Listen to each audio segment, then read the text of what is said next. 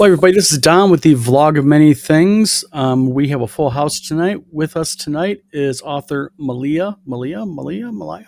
Hello, everybody. All right, start. With us tonight is, wait a minute, that Steve. way. Yeah, Steve. Yep. It's Eric, the famous Eric. Here. Yes. Okay. And then Mr. Hallstrom. Hi, I'm Glenn. Hiya, folks. Instead of me, get her book. See, there's a thing that we Got have that out of here. the way. It's not official until we talk about Glenn buying Glenn's Yeah, I book. usually go like, buy my book. Thank you. Goodbye. Yep. So, Malia, thank you for coming on the show tonight. Not a problem. Very much appreciated. For those of you who do not know, Malia is an author from Michigan. She wrote a book called Moonbound Shadows. And shall we just dive right into it? Oh, let's do it. Okay. Malia, tell us a little bit about your book. This is your sales pitch here moment. Well, today, everybody knows, was the blood moon, right? Oh, So my book is actually based off of the celestial event of the blood moon, which prophesizes not one, but two prophecies with two sets of twins in the book, which is the people that you see on the front cover. You have two alpha twin sisters and twin brothers. And in the beginning of the book, you will find out that they are fated mates through visions. They never actually meet each other to fall in love. So this is a different style of, how would I explain it? Were lore. I wanted to bring something unique and different to the table. Not everybody gets to see visions of their mates, and this is how it begins. So it's a little intense right off the get-go. I know that Don had the honor of sneak peeking in on the prologue. It jumps right into a death scene. So it is something that's going to keep you grabbed and full of attention. Thyatis, how you doing? This evening, Malia, we have a few people that are regulars, Fugly and Thyatis. Thyatis says, sounds like something the wife would read. And for those of you who would like to possibly purchase the book, you can click on the QR code in the upper right-hand corner or the direct link down below to the pre-sale. I'm going to have to say something about the pre-sale thing is we had a little bit of a tight time frame to do this book. Oh, do we want to go in depth on? Why not? Let's do it. I met Malia through her mother, Christine, and I am doing a few of Christine's book. And I met Malia and her husband, and Malia was kind enough to give me like 3 weeks to get this 110,000 word book completely done, laid out, ready to go, and everything. Thank you for the 3 weeks, Malia. Much appreciated. No rush. No Yeah. rush. Not at all. Realistically, it should be like 3 months. If not more. And to give you some concept here, Mr. Lake, Steve here to my left, or your right, or whatever it is on the video, because I'm reversed. Steve has written what, Steve? 20, how many books? I think it's 26 by now. 26. Glenn Hallstrom is a recent author of mine and a good friend. He just wrote, Glenn, your book? yes. When the Fat Ark Sings, a novella, 50,000 words, 200 pages. Yep. And Eric is an experienced. You do write. Eric writes games. All right. Well, whatever. Oh, come on. You're not taking no smoke away from yourself. Eric is a game designer and vlogger and blogger and has the longest running game blog, I think. Is it, Eric, on the internet? No, but one of the longest running. One of the longest ones. So people understand here about what it takes to get a book laid out and done. So tell us a little bit about, give us kind of the overview of your book. The book will be available for purchase tonight. Again, 2 links, also mass purchase in about a week. Yep. However, what kind of brought about this book. I mean, it's not kind of your traditional, the reason why I wrote this book is because. What is the reason why you wrote this book? It started off with I lost my job and it was snowing like crazy because, we live in the good old mitten of Michigan, right? Yes, we do. And I am watching my kids run around the house because they are on winter break. And I was like, I started writing a book a while ago and I need to pick it back up. So I had to dive back into my book that took me forever to write. And when I tell you the embodiment of where I saw my daughter, okay, so let me just tell you, like Lyra and Arya, those are the two main twins in the book. The embodiment of my daughter is those two. If you were to take Donna Ray and split her personality into two. Okay? It's a typical 16-year-old. You have the awesome, sweet child, and then you have like the cursed child. Right? Been there, done there. I got 4 daughters. Exactly. So I just kept stemming off from it and building more into my chapter. And I found out the blood moon was coming up, and I'm like, holy crap, I need to write some freaking chapters and get this done. So what started as, I'm just going to do it, maybe a couple chapters here and there, walk away, come back, turned into I'm staying up and I forgot to go to bed at 4:00 in the morning. Real quick, got kind of question for you. Sausage Head 71 says literary influences. Any? Literary influences. Any other books? Any other type of thing that you read that kind of gave you the idea, the influence behind the book, or whatnot? No, but I will say astrology. Astrology is a big part that pulled some of the things that you'll read in the book, because I grew up on Greek mythology. I kind of was a little nerd about it in school, and that's where actually my writing began. If you are ever on my author page, my mom talks about it and my aunt talks about it. I wrote all the time when I was a kid. So I have short stories that are there that I will probably give to Don later. But I wanted something different. So in a sense, yes, and in a sense, no, when it comes to the literary things. So I saw Twilight, right?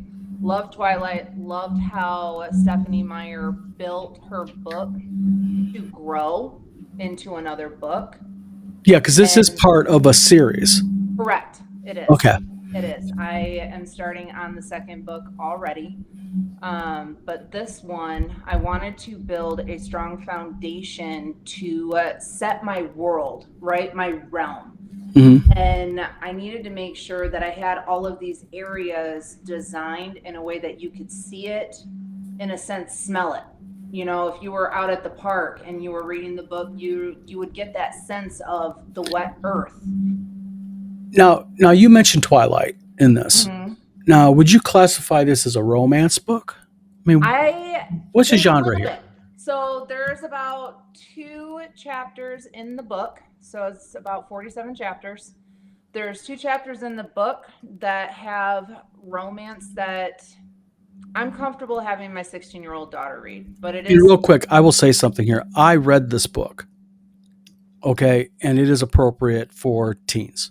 Good. I didn't want it to sound. I wanted it to be able to be open to a lot of people.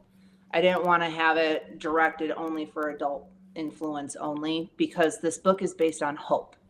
Okay. Hope is a foundation for me in my life, where you have a lot of crap that goes really, really bad, right?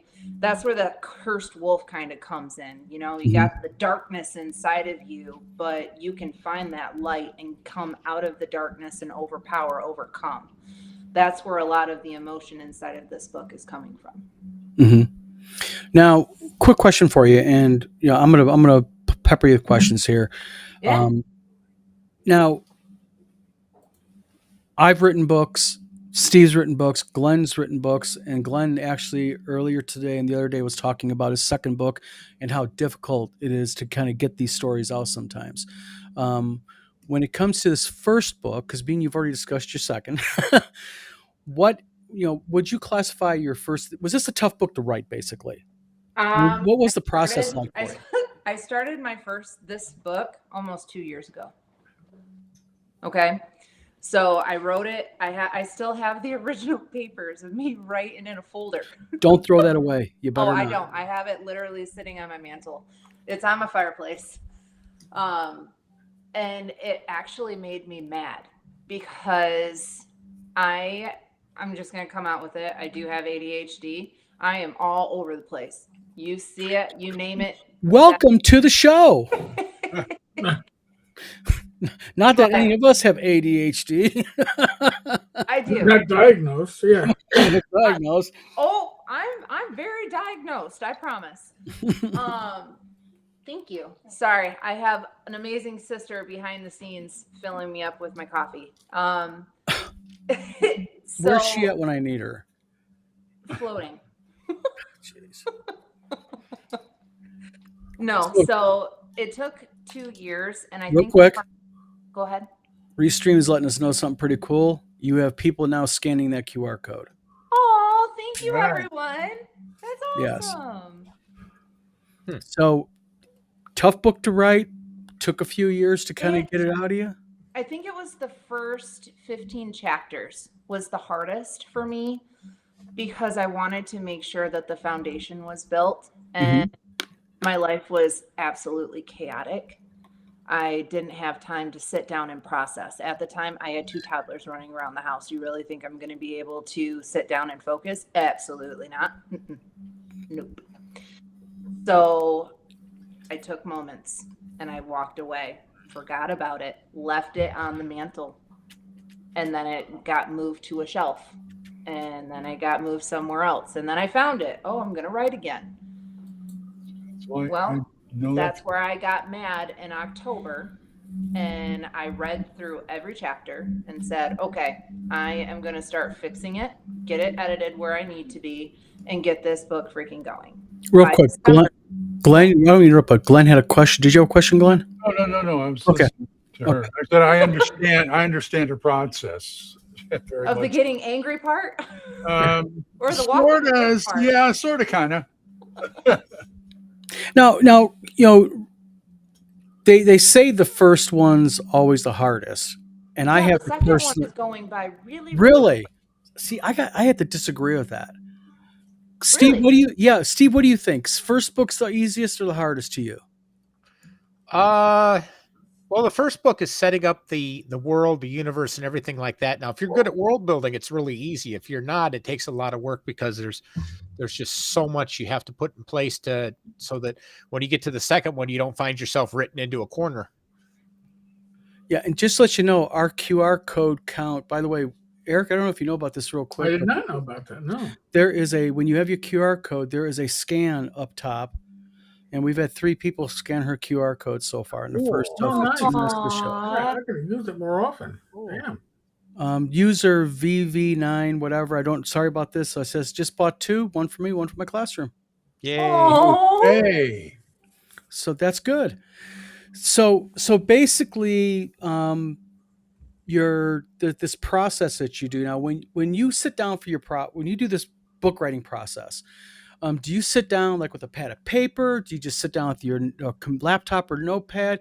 What is your process behind getting it from your brain out there to something? I'm horrible with notebooks. I'm just letting you know ahead of time. Anybody with ADHD can admit this. You can buy 15 of those stupid notebooks and you're going to lose every single one of them and forget what you wrote in them right after you did it. So I put it in my phone. And put it in calendar as an event note, and it kept me on point and on target. So by scheduling it like an appointment that you have, it helped you with ADHD drive forward to get that book written. Yes, it literally got me so I got to chapter 15, and that's when I told my husband, I need help.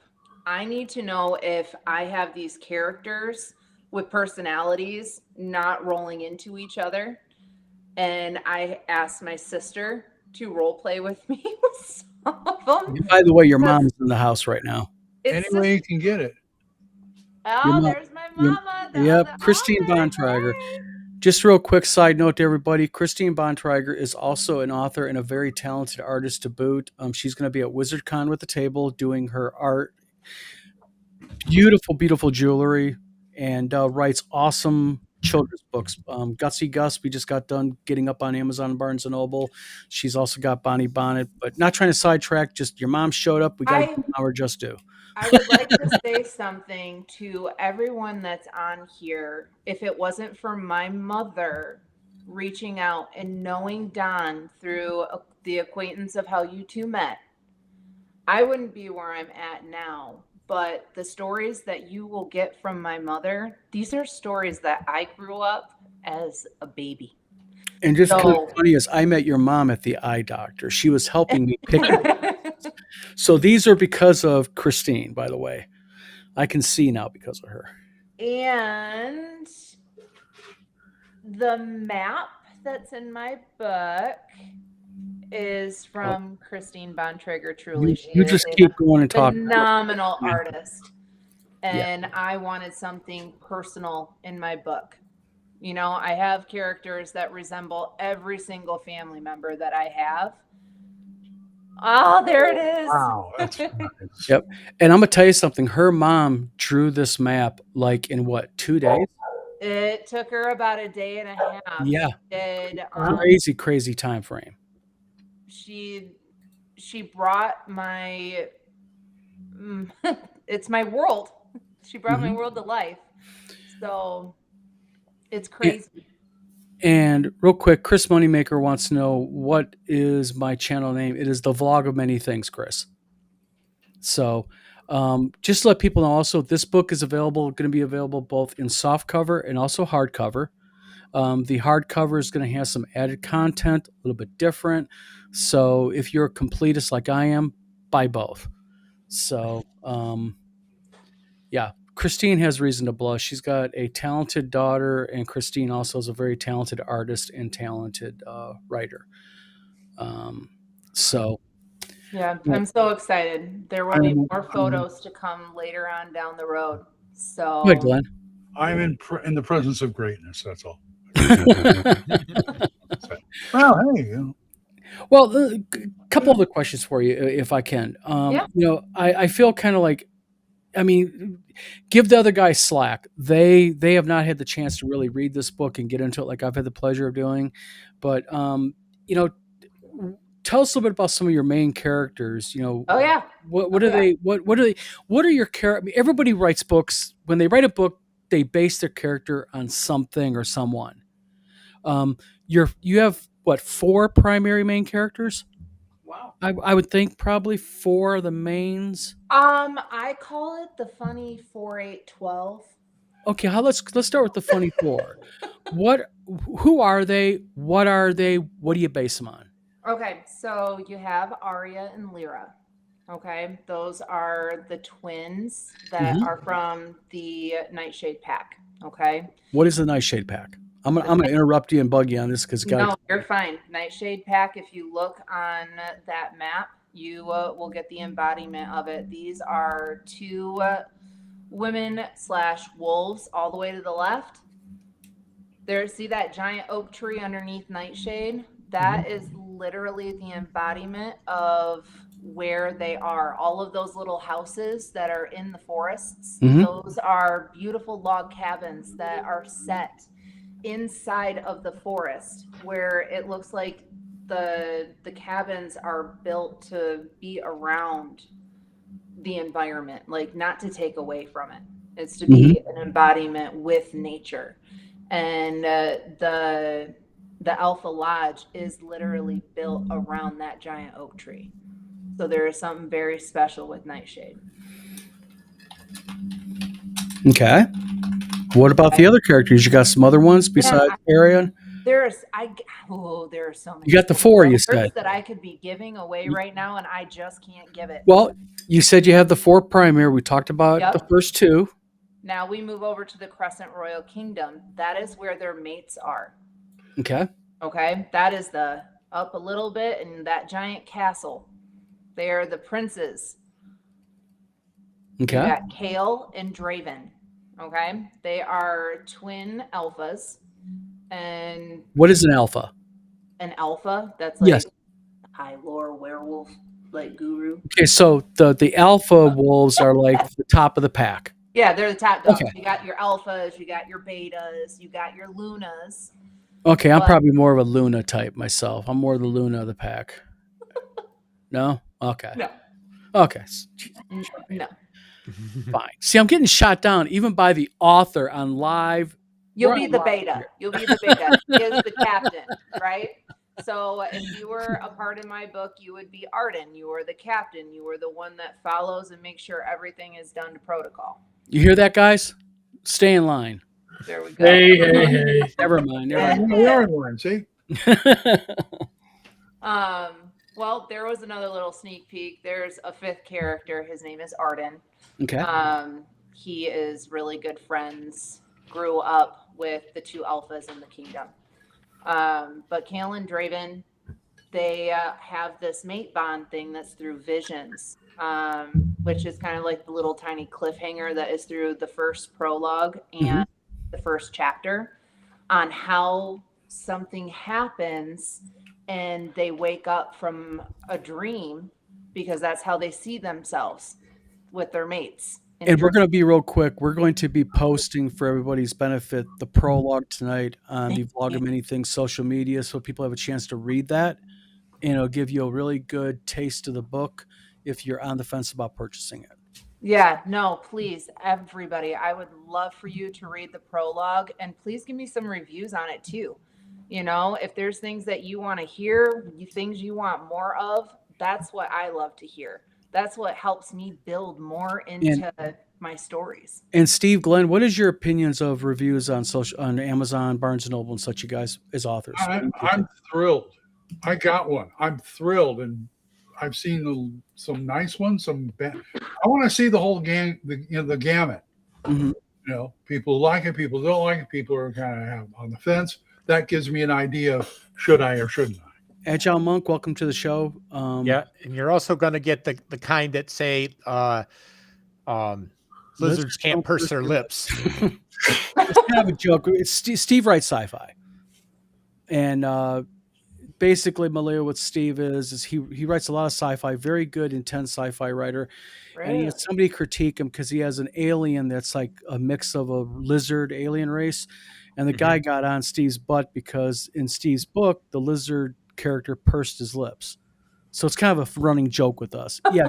Yeah, Malia, you can give that look. We agree with you fully. It's like people are people. But okay, let me ask you this question about, I've read the book, stem to stern, and I think I know the basis of your characters. So for anybody, like personally for you, what is your favorite character and why?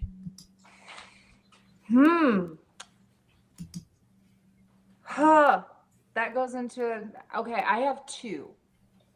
Okay, one is Right off the bat, she's going to cheat people. one is Lyra, and it's because she is sarcastic.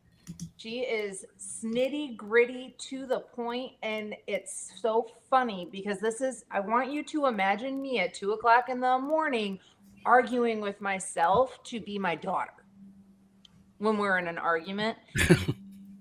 That is Lyra. If you get that snarky commentary of how a 16-year-old would act, that's Lyra's embodiment, right? No, 16-year-olds don't get smart and snarky. Donna Ray, if you're watching, I love you. So what's the other favorite character of yours and why? My other favorite character, his name is Siphon. Okay, Siphon comes in later on. He is also a smart aleck, so he gives Lyra a hard time. So you have kind of like the combating between the two of them, right? but he also meticulously has mind tricks, and he likes to mess with people.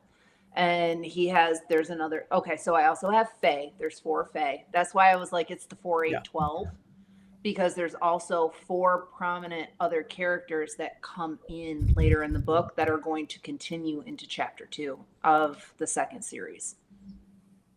Now, real quick, we are all here big gaming guys. We all love gaming. We all publish games. We all get into gaming. I run a game con. Eric runs a gaming vlog. Glenn games. Glenn had a long-running podcast for gaming. So let me ask you this question. You are familiar with games like Dungeons & Dragons, correct? Oh, heck yeah. Oh, yeah. See, guys, I told you guys are like, you're going to like it. Trust me. If we want to geek down and sit down at a table with candles and have fun and dress up, let's go. Guys, guess what? She's coming to WizardCon. Woohoo. Candles. Well, I don't have the laser beam eyes, so. So basically, this. What's that, Glenn? So when you see the cheap setup, I'm going to have at the table. Anyway, so basically, I got a real tough question for you now. Uh-oh. And I want an answer. You ready for this? I might be. Okay, we all know what your favorite character is and why. What is the one character you really don't really care much for, and why? Ooh. I'm actually pulling out the ones that got asked of me by somebody who's right now in chat. It is the shadow creature. I hate the shadow creature, but Why? he is a huge part of Moonbound Shadows, right? He is literally the embodiment of what is the book. This is the darkness that consumes you, right? It's darkness. If you think about it growing up in life, right? You can be surrounded by evil people, darkness, people making you decide what to do, feeling like you don't have a choice, right? You either go this way or don't go at all. So basically, that character might even be considered, you could classify it as, well, you could also maybe classify it as an analogy to the negative things in life. It is. And that is why the front of the book, where hope might save them, because you need hope to pretty much heal yourself from the darkness. You have to believe in something to find the light. Now, Foogly, who's a regular on our channel, Foogly, thanks for tuning in tonight, says, I'm down for the dressing up, but not so much these guys. Hey, come on now. You ain't seen me in a kilt, Foogly. Jeez. Chris Moneymaker. Under your kilt. Yes, I'm fine with that. Don't worry. Chris Moneymaker is also a regular on our channel. Thanks for tuning in tonight. Chris goes, used to play Ravenloft by candlelight. It was a blast. You know, this book and this world could be very easily transformed into a role-playing game setting, even possibly. Yeah, Rach was saying that in the background at one point. Yeah. By the way, Rach is Eric's wife. So, okay, so big gamer herself. Spoiler alert. In one of the chapters, I will not let anybody know when, but when you read it, you'll find out. I actually built a table. There is a table that I have envisioned inside this book that looks 3D, like it's moving. Okay, guys, this is not pre-scripted. I knew nothing about this. I led into the gaming thing. It sounds like we talked. Malia, did we talk about any of this before the show? No, this is all granular, natural. No, and actually, here we go. Literacy. Whoever asked about this, the literary portion of it. Mm-hmm. So the table, I fell in love with Game of Thrones, with that table and how like the stone. Yeah, so do I. Baller, right? I wanted one that wouldn't get messed up, so I encased it. So this giant, huge slab is in a beautiful library, but it's enchanted. So everything moves. So it looks like the wind is moving through the trees. Nice. Like, it's beautiful. So, I mean, it could be something, but heck. Well, my wife has a question for you. Actually, she has two. My wife says, good evening, everyone. 2 questions from Malia. Are there any, one at a time, we'll read them. Are there any wolf-human hybrids in your story? I would say yes, because they're werewolves, kind of, right? That's what they are. Werewolves so, okay, I want to, okay, so here's the fun part of making this different, right? So I don't know if my friend Tiffany is in here, but when she lived with me, oh geez, what was it, 10, 11 years ago? That was when I read my first werewolf book. Ah. Okay. And from chatting with her, chatting with some other people, it seems like the commonality of having a werewolf embodiment is you turn into the wolf, right? You become uncontrollable. The wolf consumes you. I didn't want that in this book. I wanted the wolf to be your conscience. You didn't want the cliches. No, Good. no. And it's also the same with the mate bond. When you guys read it, I want to hear your reviews on why and how I made it different. I will not talk about that. And you said the mate bond, etc. There's a second part of this question that kind of might be touching what you're getting into now. Is my wife Tina also says, "Is there a curse in the book?" Sorry, she missed the first few minutes. My wife at kindergarten. So it's not a curse. It's a prophecy. It's a prophecy from the moon goddess. Okay. Yeah. These were literally released to both sets of twins. Okay, so there's a cursed wolf. I'm not saying which one it is on the right side, and there is a cursed wolf on the left side on both sets of twins. Okay. Okay. And what this is doing is both of these prophecies, they're not supposed to happen in the same timeline. Okay. They're supposed to be millennia apart. Like, it's not supposed to happen. Stuff like this doesn't happen. So they are literally rewriting their own history. They are rewriting their new prophecy, their new rules. This is completely crazy. This is my ADHD brain. I'm sorry. I'm like, oh, I can go this way. I can go that way. So I just kept rolling with the punches. So let me ask you this question is, we have this book, you're working on a second book. In this series, how many books are there total do you have planned at this point? So, because of my map, the second book, I will let everyone know, because I already have the prologue ready. I just haven't sent it over to Don yet.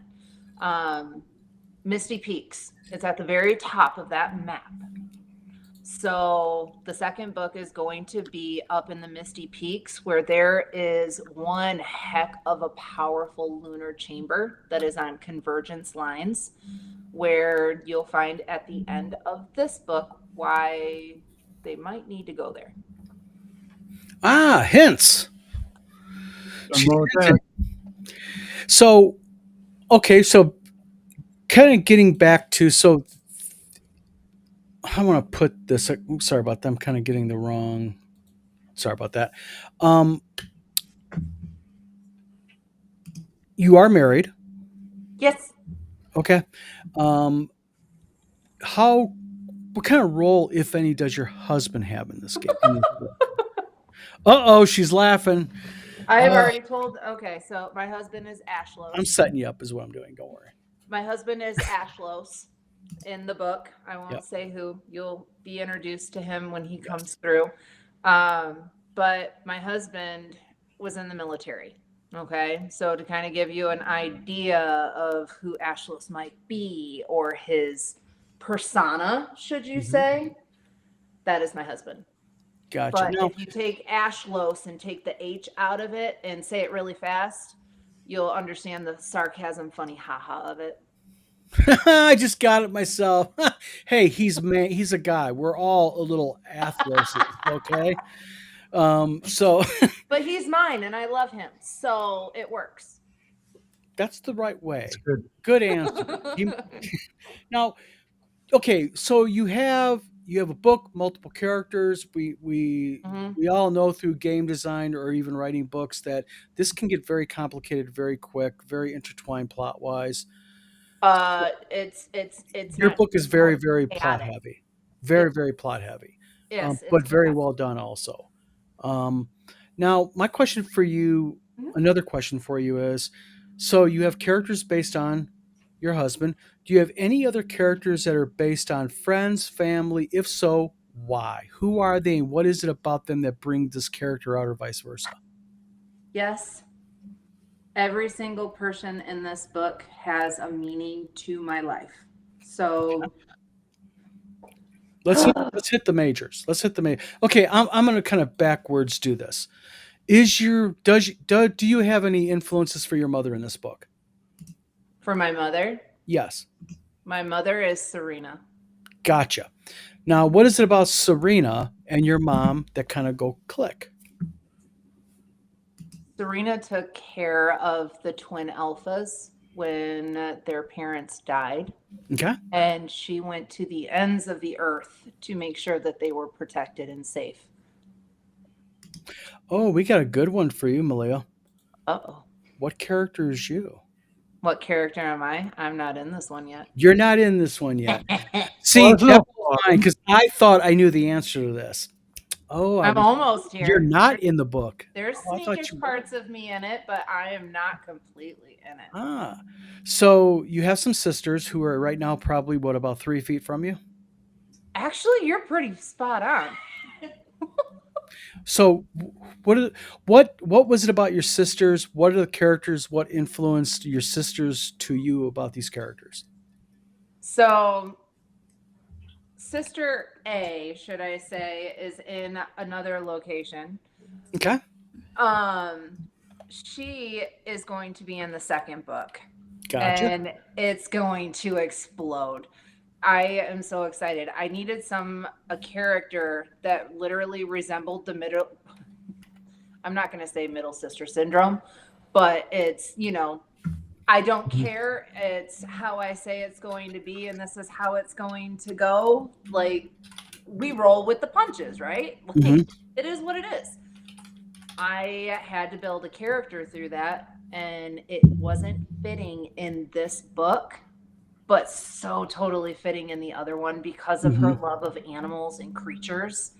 So, spoiler alert again, into the second book.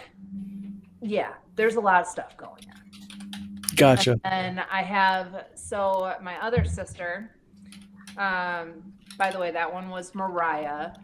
My other sister is Briggan. Briggan is my calm sweetheart. She is one of the maids that is always taking care of the Lunas, making sure that they have their healing remedies. That is Amara. And Amara, ironically, is also the name of my sister's dog. Gotcha. It was fitting. It worked perfectly. Interesting. So, if you want to keep going, I can keep going. No, by all means. This is about you and your book. Yeah. You are not boring anybody. Okay. That's something to say. You, by all means, talk. That's what we're here for. If you want to know how my brother-in-law is, Nathan, Siphon is the embodiment of Nathan. Okay. Okay. Okay, real quick, because understand, you know who this guy is. You know who the character is. Siphon. So, who is Siphon in the book? What is his role? Okay, Siphon is a fae. Okay, he is a high lord. Okay, so we're gonna break this down. You have Therinia. Okay. You have Ashlos. You have Silverus, and you have Siphon.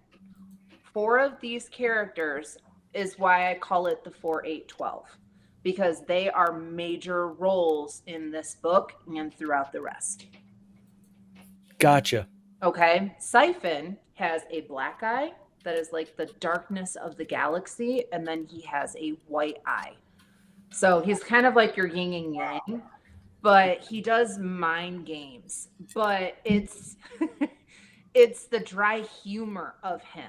Where you don't know, like, is he being funny? Is he not? Is he joking with me right now? You kind of have to learn him and be around him to be like, oh yeah, that's him. That's just how he is. And you love that about him, because he's just going to call it and say it how it is. That is how Siphon is. Gotcha. Silverus is like my stepdad, Aura. Okay. He's the quiet one who watches. He's a watcher, right? He's going to assess everything before he tells you what's going to be said, because he needs to map everything out and know exactly how everything falls into place before he gives you an answer. Gotcha. Literally, my stepdad, and I love him for it. It's a contractor brain mentality. Now, question for you about publishing in general. Your mom was publishing through another company when I took over her book. You have had no experience with any publishing companies. How would you classify right now? Well, let me back up. How would you classify the process so far for you of publishing your book? I don't have the fun little fireworks shooty things here, but it has been amazing. You have been in contact with me every step of the way. If I have a question, you are right there to respond and let me know kind of like what's going on. When it came to the editor side of it, like actually giving my book away to somebody, let me tell you, that is where my nerves were shot. But you told me something when we first met, is to have patience and to have trust and to just kind of go with the flow, and we'll keep you informed. And Trust the process. Trust the process. And I had to make sure that my mindset was clear when you said that, so I could stay on that clear mindset process with you. Well, I will compliment this young lady down below all of us. She has been a joy to work with. Glenn and her are both very similar in one way, and that is they were willing to trust the process. And I know sometimes it goes against your grain. You're giving something very precious up. And Glenn was the same way. Glenn just kind of was a joy to work with. Both of you were. I never expected my book to get published, so what did I have to lose? Very true. Very, very true. I mean, this was 10 years ago. So I see a comment on here, Don, that I am so happy someone just talked about Tabletop Taproom. Yeah, that's Tom Verholt from Tabletop Taproom. He is another vlogger. My guy, thank you so much for saying this. I understand how a lot of people are so addicted to AI right now. That Don keeps he asked me so many times, like, where are you getting this from? Where are you finding it? I literally threw everything out. Okay. When it came to writing, I didn't want any influence from anything. And this is real quick. This is really interesting, guys. Listen to what this lady has to say. I'm going to kind of do a different. I want to interrupt you with a question that relates to this. Malia, and this blew my mind. When you were writing this book, what did you do with all other content that you were reading at the time and doing? At what point? Well, like you just walked away from everything. You didn't read anything else. You didn't want any influence on you. No, I stepped away. Literally everything. That blew my mind when I heard, and I'm not joking. No, literally all of my books, any book that I had, they're gone. They're in boxes. They are gone. Yeah, she put her stuff up and didn't read anything because she didn't want to be influenced by that stuff.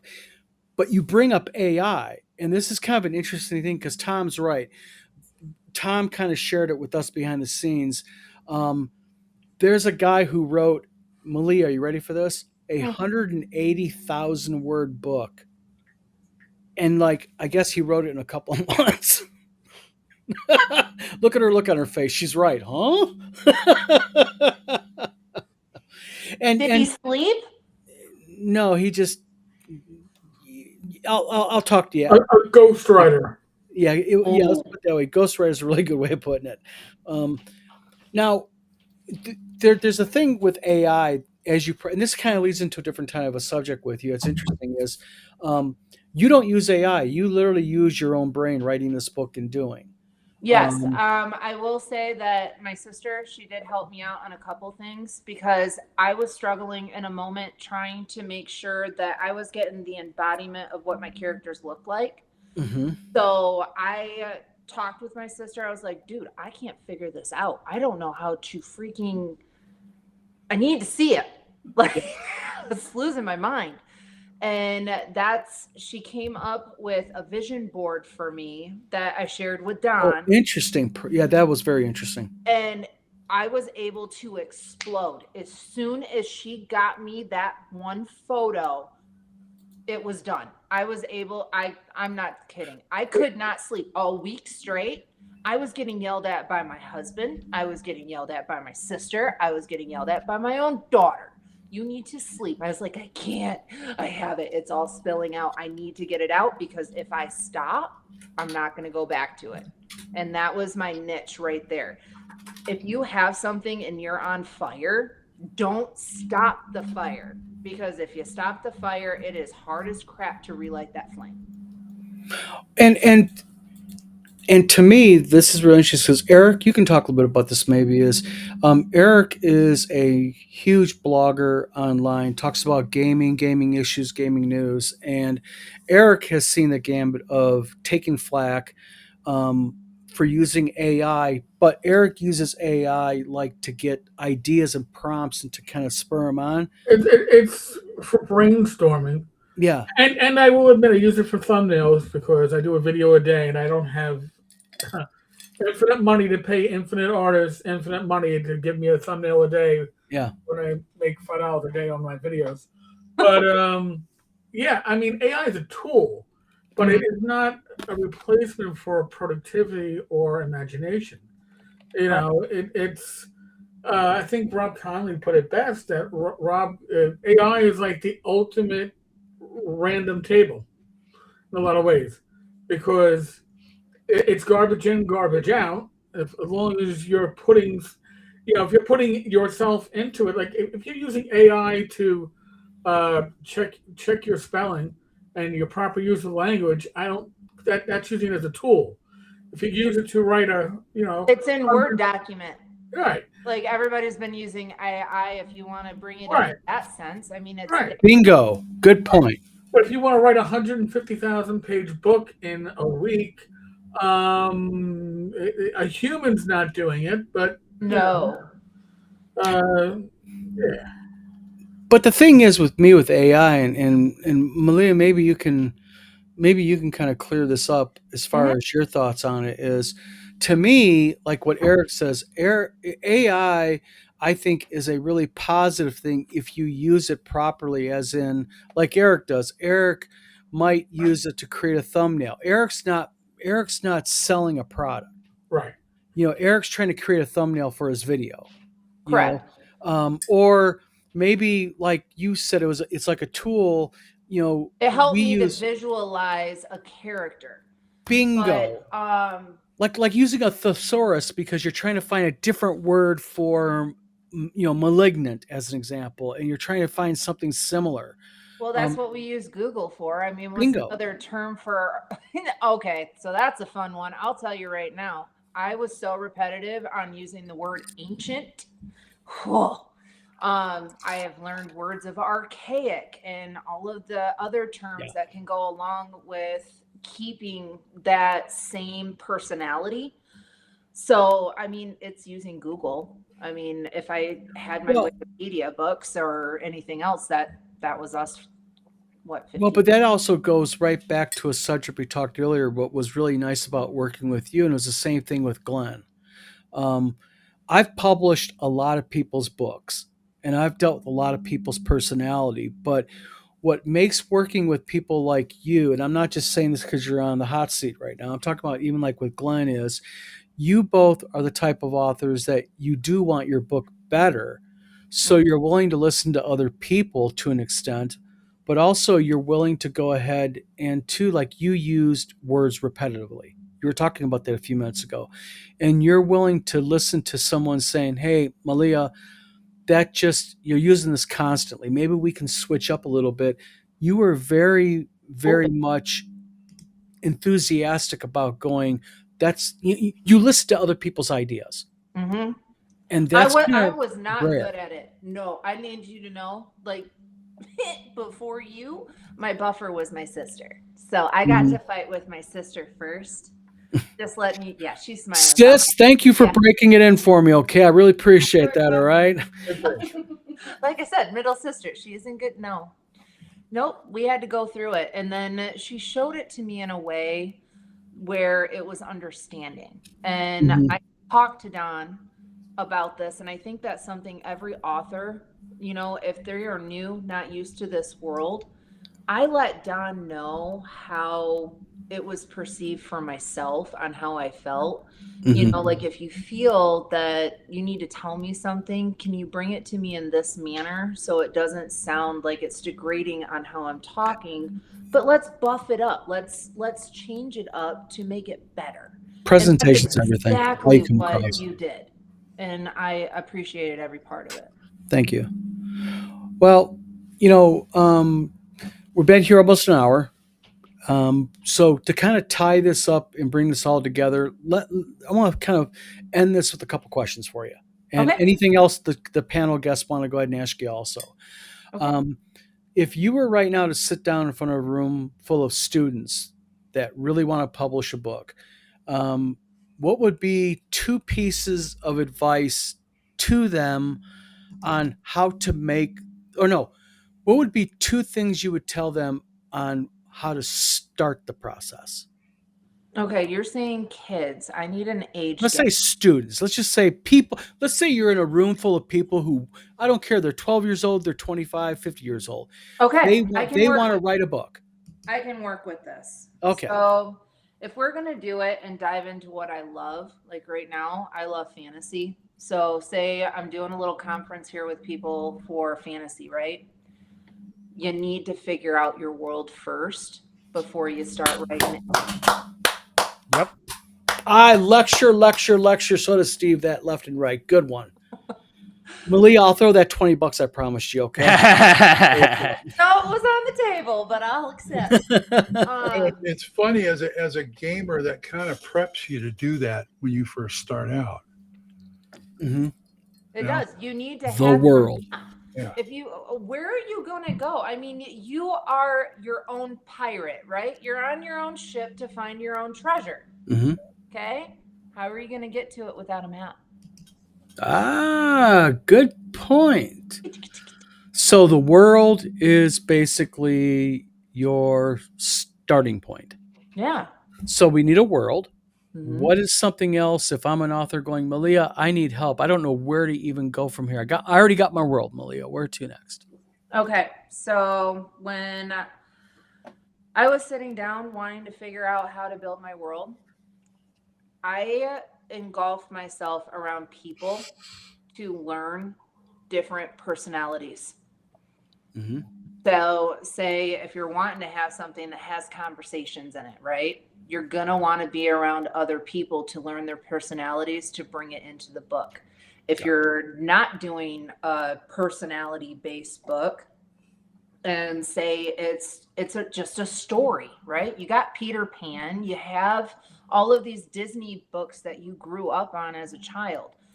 For me, what pulled me into those books is what I want to work off of to build into my own world.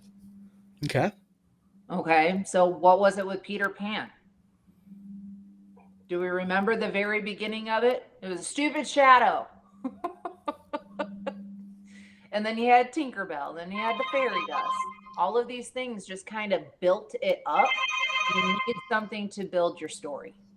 You need to get it stacked and write your notes on how you want it. Fill it out to where you're comfortable. Like, okay, I think I have a good foundation, right? You can put it on a PowerPoint. That's what I'm good at. I have already told Don, I am not Excel or I am not Microsoft Word, but you give me a PowerPoint, we will play on presentations all day long. Not a problem. Okay. It's do what works for you and quit trying to do what everybody else is doing that works for themselves. Because that won't work for you. So if I get this right, and again, just trying to make sure I'm getting this understood. Yeah, I'm all over the So place. world is the good starting point is get your world situated and get that started. Yep. And then also prep, prep is prep. Yep. Yeah. Okay. I mean, you have a world, right? It's kind of like Dungeons and Dragons. You have your world. Okay, well, inside that world, what does this place look like? How are you going to grow that area and then have this area look like crap? Well, you can't do that, so you got to grow that one up. Okay, well, now that I have these two built, I can actually build the characters inside them, moving through the forest, feeling the earth. What does the moss feel like? You know, you get the sense of emotion. Yep. Not a lot of people talk about the five senses. Mm-hmm. That I would say to new writers, bring that back because it's not there anymore. It's always quick, quick, quick, and the softness, what it smells like, all of these little things. That's the thing. You can convey that in a book, and too many authors leave that out. You know, don't just say, you know, the trees are autumn orange. You can give visceral feedback in your book and talk about what the smell of the forest is and such. And I notice you do that in your book. You give a lot of descriptives. Now, The very first, what is it? The very first part of it, the forest held its breath. yes. You know, what do you think of when you see that? It's a very still forest. There's nothing moving. Well, you talk about that, and you talk about the two sisters standing at the balcony, and you talk about with her hands twisted the around, railing. turned. Yes. Yeah. Yep. Now, to go ahead and kind of wrap this up, because we want to be able to, get you out there as quick as possible. Yeah. Besides, of course, the Vlog of Many Things interview and what's being streamed on the other channels, where can people find you at? Like, if they want to say, I want to really follow Malia, where can I find her at online? Do you got a Facebook? I'm learning to become everywhere. That's a good thing. So you got a Facebook page? I do. Malia Start Author, capitalize Malia, capitalize Start, capitalize Author, but it's all one word, no spaces. Actually, on URLs and web addresses, it really doesn't matter. People think it does. It doesn't. So I have Malia shared it Start everywhere, on Instagram, on TikTok. I kind of combined everything so I can share my content to everyone. Okay. Makes also there for future authors. And you're going to have we're working on a website for you, authormaliastart.com. Yep. So you're on right now, if I understand, you're on Facebook, you're on Instagram, you're on TikTok. Are you on Twitter/X? No, I haven't quite figured that out. Okay. I have a Don't feel bad. I'm loosely on that also. You're going to have your website up and running. Yep. And I think we're going to be starting a YouTube channel. Okay. I want to dive into it a little bit, kind of learn the basics before I want to jump in. No worries. Take your time. A little nerve-wracking. And then also on top of that, so you're going to be at some events. You're going to be at WizardCon, April 24th, 25th, and 26th with your mom, I think. You're sharing a table. Heck yeah. I would love to be a part of that with my mom. Well, you're going to meet everybody on this channel right now in person, plus several people in chat. You have a space at my table if you want it. Oh, yeah. We are a welcoming crew here. Wait a minute, Glenn. Yes? Don, isn't his book the one you showed me when we met at Barnes? Bingo. That's the orc book. That's Dude, that thing is sick. Yeah. Your book is like legit. I like it. Thank you. 204 pages. Yep. And Glenn's come out with a second book, but look, if you want a big book, look at that guy up there. Steve writes some big books. Yeah. Big books. Big How books. big we talking? I like big books. I cannot lie. I think the largest one I have is like 110,000 words. But I also have a super series with 7 books in it and a 3-book epilogue to it. Yeah, Steve. I write Steve's. I lay out and do Steve's covers and lay out his books. And Steve was like, "I got another book." I'm like, "Oh, really? Yeah, it's not that bad." Hold on. What is a super series? Super series is anything above 4 books. My book series is 7. Yeah, he writes when he says I have multiple books. So are you like the next Star Wars guru? Like what? Star Wars. No, but I do have a sci-fi series called Earthfleet, which is basically it's a bunch of scientists and it starts out as a bunch of scientists that are persecuted for being scientists and loving science and stuff. So they separate themselves into their own society, and while the rest of the Earth is still out there with swords and horses and stuff. Yeah. Yeah, Steve writes some books, trust me. He does a little bit of writing. I love it. If you go to earthfleet.net, you'll see all 20 some odd Steve's books. He's a prolific writer. But, and I'm not just saying this 'cause he's a friend of mine, Steve writes a lot of big stuff, but he writes very well and it's very detailed. And there's no plot holes in his book. Everything entwines very neatly. Yeah, Oh, plot holes drive me nuts. Yeah. It's only because he has such a good friend like me that helps him. That Yeah, I put about 5 Okay, plot fine. holes just for Steve in there. what happened? Okay, Malia, you're still here. You're bouncing in and out. So see, just in time. Even Restream is going, hey guys, Time. Okay, time to step out. Malia? Alert. thank you very much for coming on tonight. Not a Yeah, problem. I um, enjoyed it. And I would fun. like to do another one.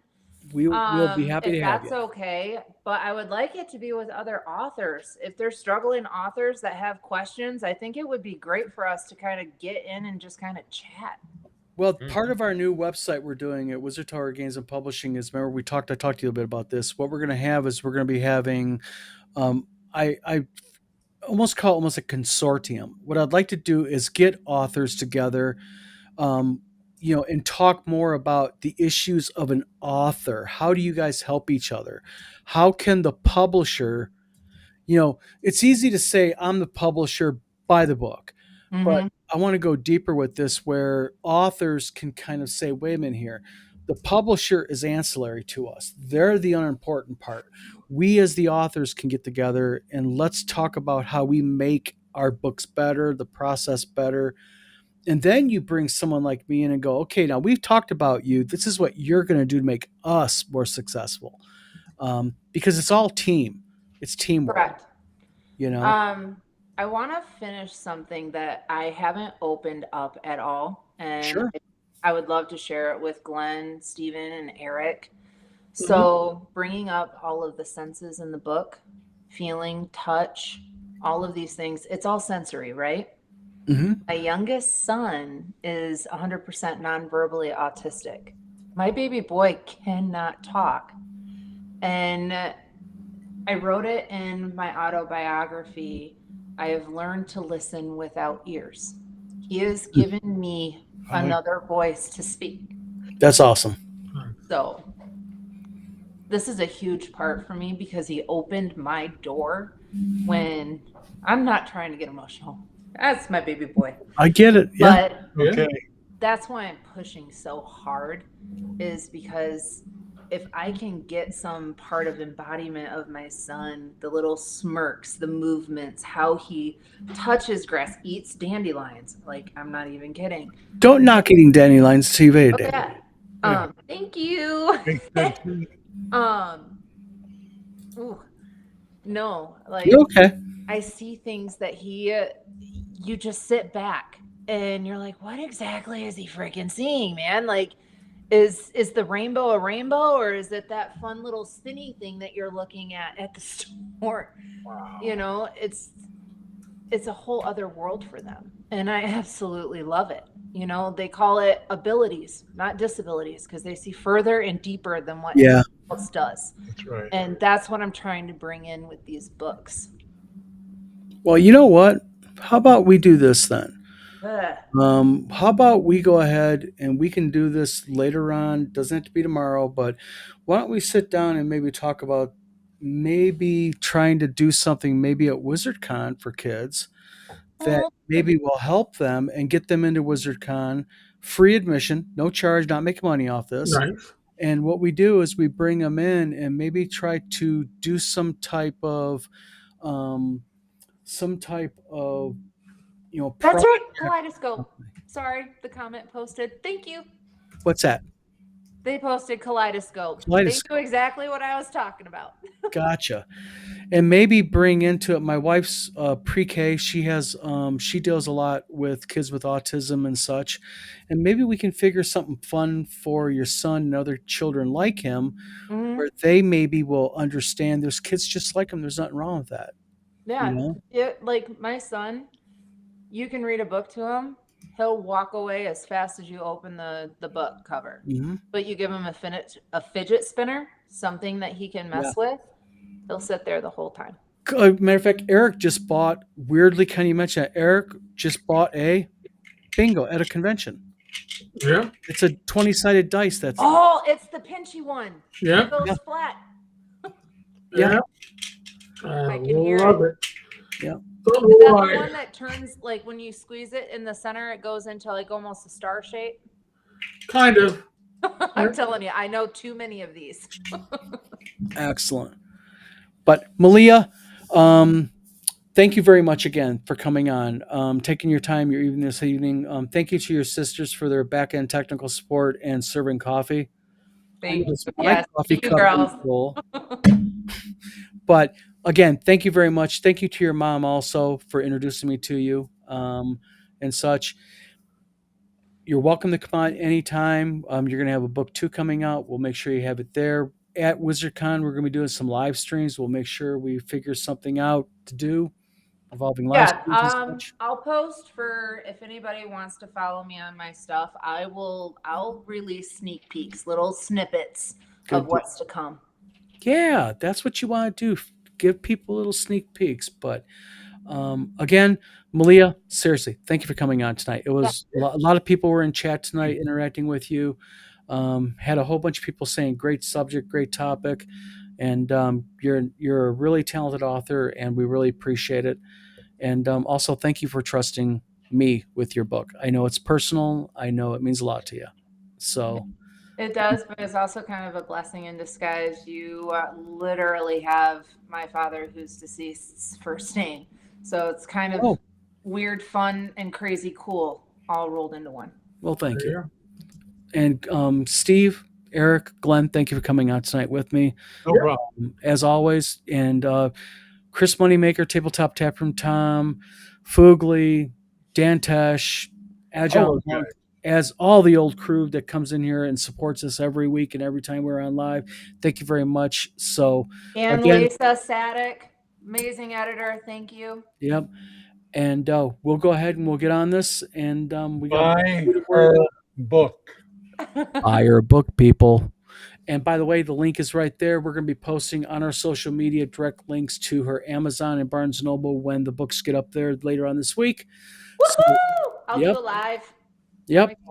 Buy Steve's books just so he doesn't feel left out. And buy Glenn's books too. So nothing to sell. We're all selling books. Buy them. Let's do it. Buy books. So everybody, again, thank you for tuning in tonight. This is Down with the Vlog of Many Things. We will be here this Thursday talking about who knows what, but we're going to be here Thursday.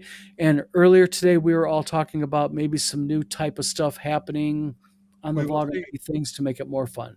Yeah. So everybody, thank you for tuning in. Malia, it's been a pleasure. Thank you for giving us your time. Thank you, Malia. Talk to you guys later. Have a good night, you guys. All right.